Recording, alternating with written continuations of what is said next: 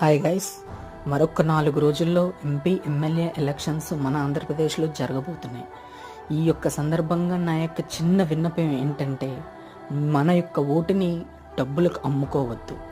మీరు ఓటు వేసే ముందు ఎలాంటి నాయకుడిని మనం ఎంచుకుంటున్నాం, ఎలాంటి నాయకుడిని మనం ఎంచుకోవాలి, మనం ఎంచుకునే నాయకుడు మన యొక్క జీవితాన్ని, మన యొక్క పిల్లలు, మన చుట్టూ ఉండే వాళ్ళ యొక్క భవిష్యత్తుని మార్చేలా ఉండాలి తప్ప వాళ్ళ యొక్క భవిష్యత్తుని అంధకారం పెట్టేలా ఉండకూడదు.